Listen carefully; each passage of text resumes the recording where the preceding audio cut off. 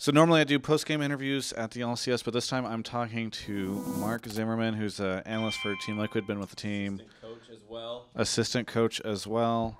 I feel like people tend to call you analyst, though. It's like back and forth. Steve intros me as like assistant coach or analyst, depending on whatever he's thinking about that day. So let's put it this way: he's the analyst and assistant coach, and a little grouchy. And he and I were talking a little bit before about some interesting stuff that could happen if Riot was interested, and so we're going to chat about that a little bit. So basically, the whole idea behind this is that you're looking to see if there's a possibility where a sandbox mode could be added. Right. So Riot has like a sandbox mode that they use for like internal development, testing, like things like that. They obviously have a lot of control over what they can do in their game, and a lot of it is not publicly available, as it should be. Like you shouldn't like just give people like tools to mess around with your game all the time. And so one of the things though is that you always hear like teams kind of complaining about the quality of their practice, and a big reason for that is because when you look at like how you practice literally like everything else in your life, you break it into components and you try and practice a specific thing at a time. So like when you're learning guitar, you don't try and play like all of like a Dragon Force song or something crazy like that. You don't try and take on the hardest thing and do all of it at once. You like take it up, you have steps, you build up to it. And this is like anything, like cooking, driving, like you like whenever you're trying to learn anything, you break it down. But in League, it's pretty hard to force situations to happen. And so it's really hard to target your practice. So can you give me an idea of what you mean by like force situations to happen? Right. So like if you identify a weakness in your team, let's say Baron control, and then you say, all right, this week, guys, we're going to focus on like Baron control and focusing on that. But a lot of Barons, especially in scrims, just come off kills.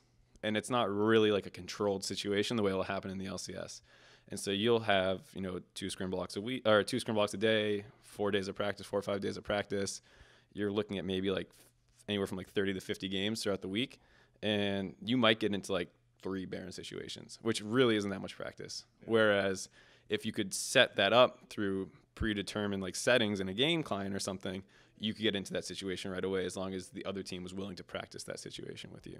So you're kind of talking about like, okay, we spawn at level 16 instead of level 1 and Baron's up and all that kind of thing, right?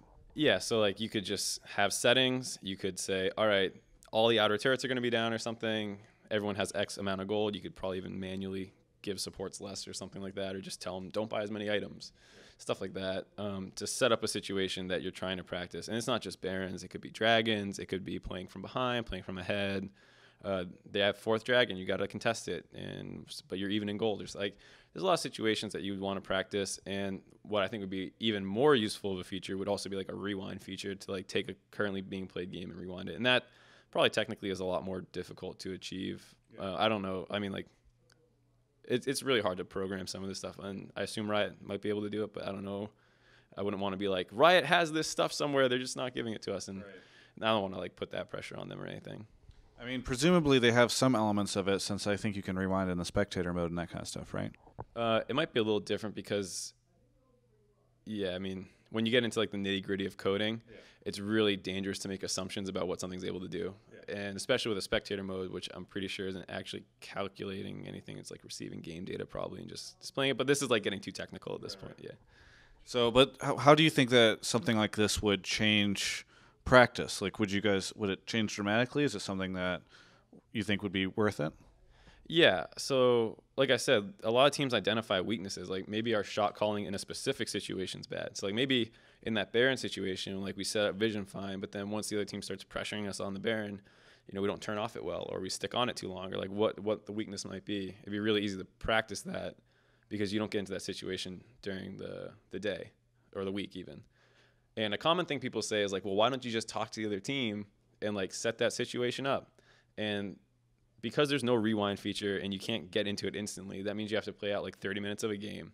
So what do? Do you play 30 minutes realistically and then try and like at the 30-minute mark swap to this? Or do you just stall out for 30 minutes and farm to get to that situation? And already you've wasted 30 minutes technically. You get the situation one time and then you can say, all right, wait for deaths. Like people come back up, do it again. Yeah. But now you're starting to get into this like really weird thing, and then people are going to want to talk about what just happened. And and it's logistically a really hard thing to set up a lot of these situations while trying to coordinate with another team, let alone your own. So I think it's just like a little too tall of a task to assume teams to be able to like set this up on their own.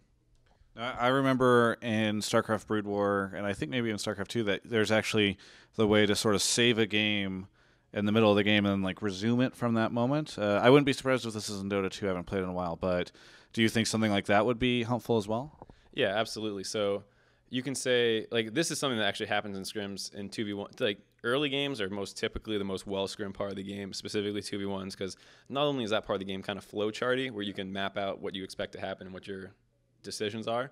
You can pre-plan all that, but it's also like if teams get angry and lose a game, you just redo it. So we had a scrim, I think it was this week even, where we did the 2v1, we messed up, we gave up a bunch of kills, we're like, we played that really, really dumb, let's redo it.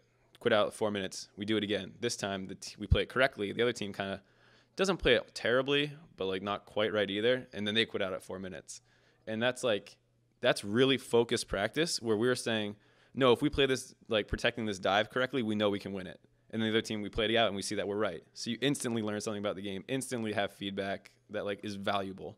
Whereas like, you know, like I said, early game, it's easy to do that. But late game, do we win this dragon fight? Well, let's play it 5 times. Like imagine how much more useful that kind of practice and learning would be. Yeah. Now, a lot of people might say, okay, but, you know, theoretically, and we were talking about this a moment ago, like this might require a lot of engineering intensive resources and sort of who knows what on Riot's side to do this. And it's only for, you know, 100 players in the LCS and then some more across the world. Do you think that it's reasonable to expect Riot to put, you know, this stuff into place and to build this all out for sort of a specific set of players compared to like the millions that play the game? Yeah, so I think there's 2 things. Like one, no.